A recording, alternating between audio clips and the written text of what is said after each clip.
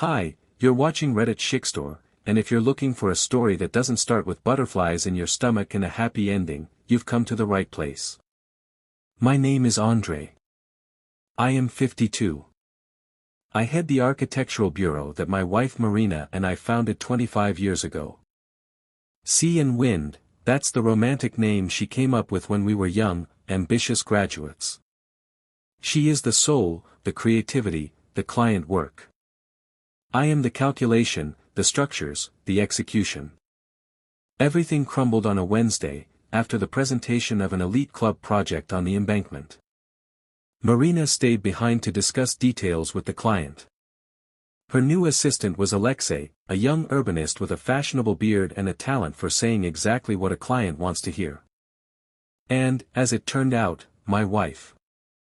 I sensed something was wrong when she stopped discussing work matters with me. Then a new handwriting appeared in her sketches, bold, risky lines we had always rejected as impractical. She smelled not of my cologne, but of someone else's tobacco and expensive coffee. The evidence was a forgotten tablet in my office. She had rushed in for a blueprint and left it behind. A messenger notification glowed on the screen. Your ideas are genius. Just like you.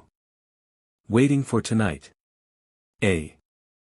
The pain was not fiery, but icy. It slowly filled me inside, turning me into a statue. I looked at our logo, a stylized wave and quill, and felt nothing. No love, no rage. Only cold, absolute calculation. I could not destroy the work of a lifetime. But I could rebuild it. From the inside. I called my plan restoration.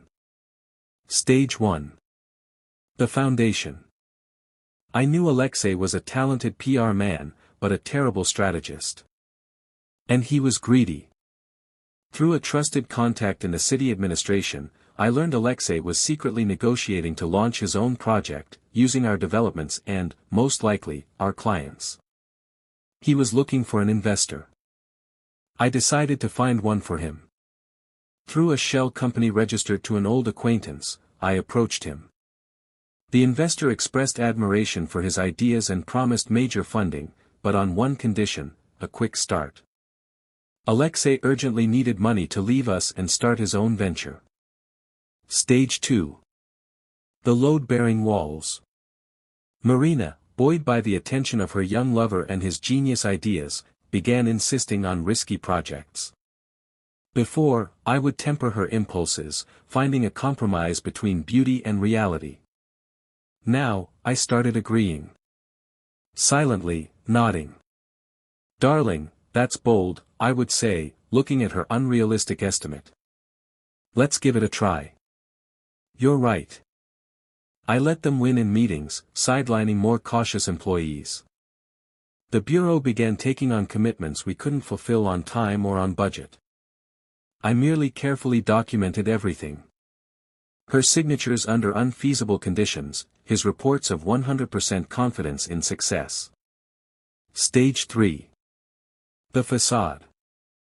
I began gradually and softly transferring the most valuable assets and long-term contracts under the wing of a small subsidiary I had created a year earlier for experimental projects.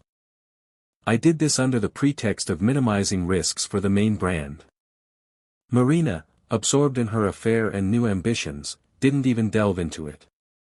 The climax. The general meeting of founders. The pretext was formal, approval of the financial report. Alexei sat next to Marina, already as an equal. He radiated victorious confidence. Marina looked at him with pride. I started boringly, with numbers. Then smoothly moved on to risks. Unfortunately, several key projects initiated last quarter are in a critical risk zone, I said, turning on the projector. The contract for the Sail Club includes a penalty of €300,000 for missing deadlines. Deadlines have been missed.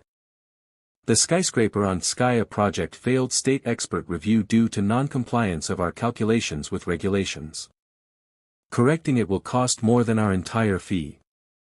Alexei's face turned to stone. Marina paled. But we discussed everything, she said quietly. We discussed ideas, Marina. Not risks. I calculated the risks. And here they are. Then I switched slides. It showed the structure of our assets. To save the reputation of Sea and Wind and avoid bankruptcy, I was forced to transfer stable projects and key clients to the company Bireg, Shore. It's our 100% subsidiary. It is currently the only thing generating income and paying salaries. Silence hung in the room. What does that mean? Asked Alexei, losing his arrogance.